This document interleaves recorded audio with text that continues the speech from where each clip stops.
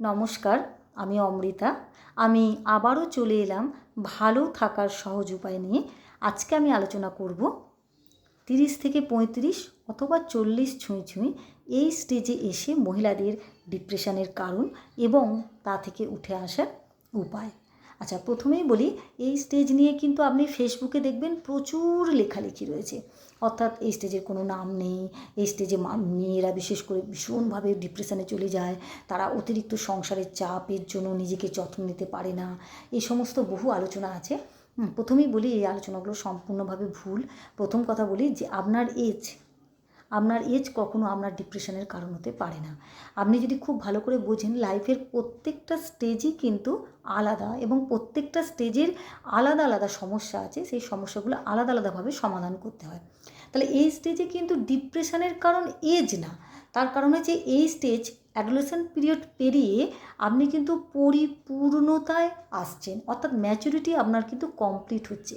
আপনি অ্যাডোলেসেন্ট পিরিয়ডে একটা ইমোশনালি ডিসিশান নিতে পারবেন, কিন্তু এই স্টেজে এসে আপনি কিন্তু কোনো ইমোশনালি ডিসিশান নেবেন না, কারণ আপনার পরিণমন এতটাই বেশি, আপনি কিন্তু খুব ভেবে চিন্তে কোনো সিদ্ধান্ত নেবেন। তাই এজ আপনার যে ডিপ্রেশনের কারণ না, সেটা আপনি খুব ভালোভাবে বুঝলেন। আচ্ছা, এরপরে আমি বলছি, এরপরেও কিন্তু অনেক সময় আপনার মনে হতে পারে, অনেকেই ডিপ্রেশন ভুগতে পারে যে আমি এতটা সময় পরিবারকে দিয়ে দিয়েছি, আমার পরিবারের এত চাপ, এত কষ্ট যন্ত্রণা আমি নিতে পারছি না, 24 ঘন্টা আমি সময় পরিবারকে দিয়ে দিয়েছি, নিজের জন্য আমার একটুও টাইম নেই, নিজেকে আমি টাইম দিতে পারছি না, হ্যাঁ, নিজের ভালো মন্দের বিচারগুলো আমার হচ্ছে না, নিজের যে ইচ্ছা পূরণগুলো হচ্ছে না, নিজের চাহিদা আমি ফুলফিল করতে পারছি না। এইটা অনেক সময় মানুষ মনে করে এটা আমার ডিপ্রেশন। কিন্তু এবার আপনি একটুখানি অন্যভাবে ভাবুন যে আপনি সময়টা কোথায় দিয়েছেন? সময়টা দিয়েছেন পরিবারকে। আচ্ছা, সময়টা কিসের জন্য অতিবাহিত করেছেন? আপনার সন্তান মানুষ করার জন্য অনেকটা সময় আপনি দিয়ে দিয়েছেন। এবার আপনি একটুখানি ভাবুন যে আপনি কেন করেছেন। তার কারণ হচ্ছে কি, আপনাকে এই দায়িত্বটা দেয়া হয়েছে। তার কারণ হচ্ছে কি, আপনি সমাজের সেই ব্যক্তি, সেই অংশ যিনি একটা পরিবারকে রক্ষা করছেন। এবার আপনি নেগেটিভটা ভাবুন তো, যদি আপনার এই দায়িত্বটা না পেতেন, আপনি যদি এই দায়িত্বটা থেকে বঞ্চিত থাকতেন, তাহলে কিন্তু আপনি আরও ডিপ্রেশনে চলে যেতেন, তাই নয় কি? তাহলে একটুখানি ভেবে দেখুন যে আপনি যে দায়িত্বটা পেয়েছেন সন্তান মানুষ করার, পরিবারকে রক্ষা করার, পরিবারকে সময় দিয়ে নিজের হাতে করে একটা পরিবার তৈরি করা, সেইটা কিন্তু অনেকেই পায় না। তাহলে সেই নেগেটিভ যারা পায়নি, সেই চিন্তাভাবনাটা করে নিজেকে কিন্তু একটু ভালো লাগার চিন্তাভাবনা করুন যে আমি এতটা সময় আমার নিজের পরিবারকে দিয়েছি, একটা পরিবার তৈরি করতে পেরেছি, একটা আমি সন্তান মানুষ করছি, হ্যাঁ, একটা সন্তানের দায়িত্ব আমি পেয়েছি। তাহলে এইটা আমার একটা পজিটিভ দিক। এইটাকে যদি আমি অতিরিক্ত চিন্তা করতে থাকি, আমি এত সময় দিয়ে দিলাম, নিজেকে সময় দিতে পারছি না, আমার এটা ডিপ্রেশনের কারণ, আমার একটা এজ হয়ে যাচ্ছে, এই সব চিন্তা যদি না করে আমরা পজিটিভ চিন্তা ভাবনা করি, তাহলে কিন্তু আমাদের ডিপ্রেশন কখনোই হতে পারে না। আচ্ছা, এরপরে দেখুন, আমি লেখালেখির মধ্যেও ফেসবুকে যে লেখাগুলো আসছে এই স্টেজে নিয়ে বারবার করে বলা হচ্ছে যে আমাদের সংসারের অতিরিক্ত চাপের জন্য আমরা নিজেকে সময় দিতে পারছি না। বারবার কিন্তু এই রেমেডি হিসাবে প্রেম করুন, মানে প্রেমে পড়ুন, কোনো একটা মানুষ, বন্ধু হতে পারে, কেউ হতে পারে, তার সঙ্গে আপনি প্রেম করুন। অবশ্যই এটাও আমি কিন্তু বলবো হ্যাঁ, ঠিক আছে, এই লেখাটাও আমি অস্বীকার করছি না। আপনি মানে কোনো একটা আপনার মনের কথা কাউকে বললেন, সেটা অবশ্যই আপনার বন্ধু হোক, বান্ধবী হোক, যাকে আপনার খুব ভালো লাগছে, তার সাথে একটু সময় কাটান অবশ্যই। কিন্তু প্রেমে একটা পড়ুন, সেটা সবসময় ব্যক্তিকেন্দ্রিক হতে হবে এরমটা কিন্তু ভাববেন না। সেটা একটা বইয়ের প্রেমেও আপনি পড়তে পারেন, একটা গল্প আমার ভীষণ ভালো লাগছে, এবং সে ভালো লাগার শব্দ তো প্রেম সঙ্গে সঙ্গে কি আমাদের ভালো লাগার অনুভূতিগুলো, তাই না? যা আমরা কোনো একটা বস্তুকেন্দ্রিকও হতে পারে, কোনো ব্যক্তিকেন্দ্রিক, কোনো একটা ব্যক্তিকেও আমাদের ভালো লাগতে পারে, আবার কোনো বস্তুকেও ভালো লাগতে পারে। তা সবসময় সেটা আমার একটা ব্যক্তিকেন্দ্রিকই হতে হবে এমন না, সেটা একটা শুধুমাত্র একটা পার্টিকুলার বন্ধু হতে হবে সেটা এমন না, সেটা বান্ধবী হতে পারে, সেটা বন্ধুও হতে পারে, সেটা আমার একটা ভালো মুভি হতে পারে, আবার সেটা আমার একটা বই হতে পারে, তাই না? সেই ভালো লাগার, অর্থাৎ প্রেমে পড়াটা আমি আমার একটা গল্পের বইয়ের প্রেমে পড়তে পারি, হ্যাঁ, আমি একটা আমার ভালো বান্ধবীর প্রেমেও পড়তে পারি, আমার একটা ভালো বন্ধুর প্রেমেও পড়তে পারি।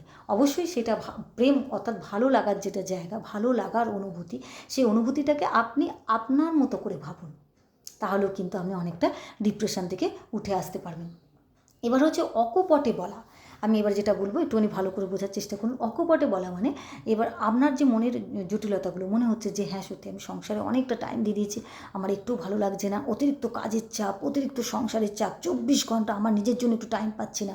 সেক্ষেত্রে আমরা যদি কোনো কারণে একটা কোনো মনে হয় যে আমার এই কাজটা করলে খুব ভালো লাগবে, বা এই অনুভূতিগুলো আমার খুব ভালো লাগছে, এই জায়গাটা আমার খুব ভালো লাগছে, এর সঙ্গে কথা বলে আমার খুব ভালো লাগছে, বা ওর সঙ্গে কথা বলে আমার খুব ভালো লাগছে, তাহলে সেইটা যেগুলো আপনার মনের ভেতরে কমপ্লেক্স তৈরি হচ্ছে, মনের মধ্যে যে একটা জটিলতা সৃষ্টি করছে, সেগুলো নিজের অকপটেই বলুন, সেটা নিজের অকপটেই বলুন, নিজেকে বলতে থাকুন যে সেটা যতক্ষণ পর্যন্ত আপনি নিজের অকপটে বলছেন যে আমার এই প্রবলেমগুলো, তাহলে কিন্তু আপনি নিজের সমস্যাটা সমাধান করতে পারবে না। চট করে আপনি সাইকোলজিস্টের কাছে চলে যাবেন, সাইকোলজিস্ট আপনাকে 10টা বলে দিলেন যে এই করবেন আপনার রেমেডি, তাতেই আপনি ডিপ্রেশন থেকে উঠে আসবেন, সেটা কিন্তু নয়।